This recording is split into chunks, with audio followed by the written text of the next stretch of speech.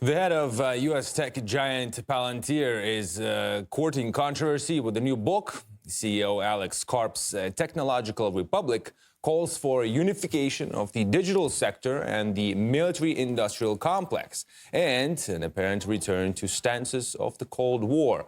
RT senior correspondent Murad Gazdiev has more. For many years, Palantir has been an extraordinary company. Everyone knew it was big and expensive, but few could actually explain what it does. Now, we know. It was always in the name, Palantir, the all-seeing crystal ball from the Lord of the Rings. The power of Isengard is at your command, Sauron, Lord of the Earth.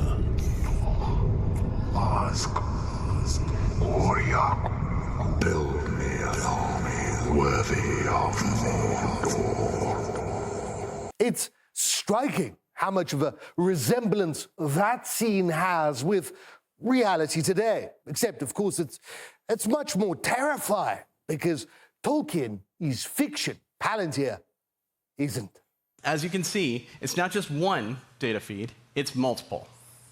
And instead of having 8 or 9 systems for those decision makers to look at every single day, in order for them to make decisions, you then fuse it into a single visualization tool.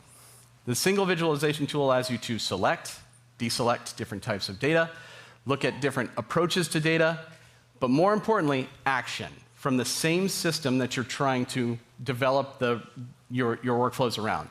Once you have a detection that you want to actually move into a targeting workflow, for example, this is what we do. Left click, right click, left click, magically, it becomes a detection. Once we've got the different approaches and we select one, we then can move directly into how do we action that target. So we've gone from identifying the target to now coming up with a course of action to now actioning that target, all from one system. This is revolutionary. We were having this done in about 8 or 9 systems where humans were literally moving detections left and right in order to get to our desired end state, in this case, actually closing a kill chain. Because everyone knows what the world really needs is a system to target and kill people quicker than we could do previously. Israel's war on Gaza was a technological demonstration of the future, where Palantir was used alongside other Israeli systems to streamline killing Palestinians. No longer does it take 2 or 3 days to identify targets, establish their complicity and guilt, and kill them and everyone around them. It now takes minutes, with a huge margin of error, as evidenced by the tens of thousands of butchered civilians. But hey, that's the price of progress. Dead Palestinians. And that's a price that Palantir is willing to pay. Like, no problem at all. Your AI and your technology from Palantir kills Palestinians! Mostly terrorists, that's true. No, it's not everybody. If you say mostly, so it's okay to kill innocent others. Look, if your argument was so strong, wouldn't you let me talk? You may think that from a moral point of view, a human point of view, that's very low, raking in billions on technology that often can't differentiate between a 12-year-old girl and a 40-year-old terrorist. Palantir, however, doesn't just soar to new heights.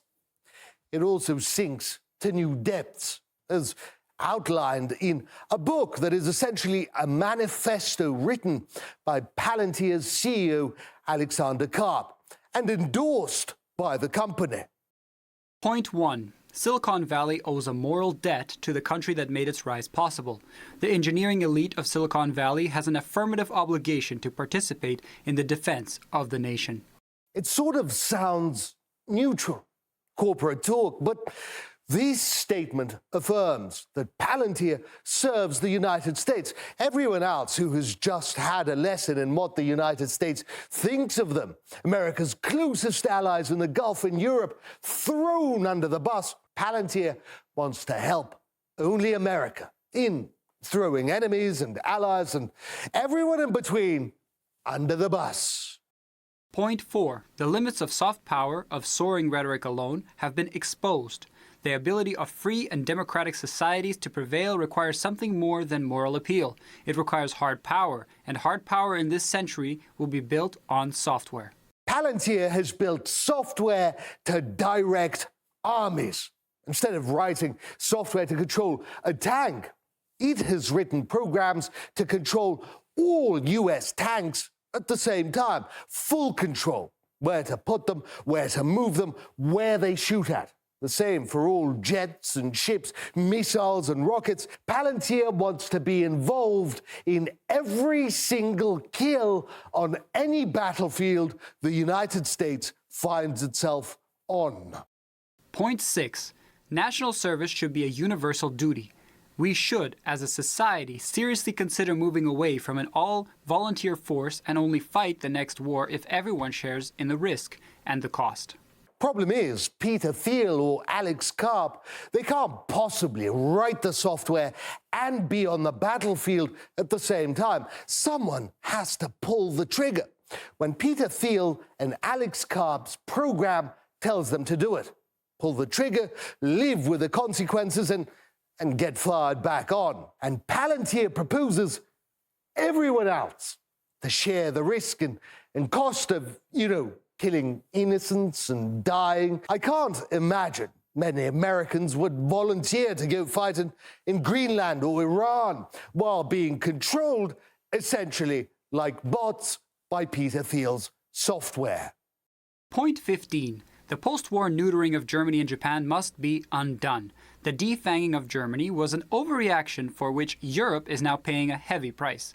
A similar and highly theatrical commitment to Japanese pacifism will, if maintained, also threaten to shift the balance of power in Asia. Well, on the one hand, Germany and Japan have enjoyed tremendous prosperity after their so-called defanging. They weren't the victims here. You'd also think that taking weapons away from two genocidal regimes that killed tens of millions of people would be a good idea, but only if you're a human with any sort of human values. Imagine you're essentially a weapons manufacturer. Suddenly, taking weapons away from Nazi Germany and Imperial Japan isn't such a bright idea. Imagine how much money Palantir could potentially make if it sold these two countries its software. Untold billions. The shareholders would rejoice. There is no substitute for a real battlefield. You can build things in the laboratory, you can test them, but you don't know whether they really work until you've seen it on the battlefield. And Ukraine, sadly, is where that is currently happening. I think the only historic analogy that I'm aware of is the development of radar during the Second World War, where every bombing raid back and forth across the channel led to some fundamental discovery in radar. You're seeing something similar occur today in artificial intelligence in Ukraine. It's so sad. Palantir, unfortunately, has to have data from killing real people because laboratories just aren't the same. That, by the way, was Lewis Moseley, notably the grandson of Oswald Moseley, who just so happened to have founded the British Union of Fascists and who also invited Hitler to his wedding. Now, you can't hold that against Lewis. Perhaps he isn't proud of his family heritage. Not that anyone bothered to ask. Which is kind of horrendous, given that this is in Palantir's manifesto. Point 21. Some cultures have produced vital advances. Others remain dysfunctional and regressive. All cultures are now equal. Criticisms and value judgments are forbidden. Yet this new dogma glosses over the fact that certain cultures, and indeed subcultures, have produced wonders. Others have proven middling or worse, regressive and harmful. The difference between Adolf Hitler's Mein Kampf and Peter Thiel's Palantir is race has been replaced by culture.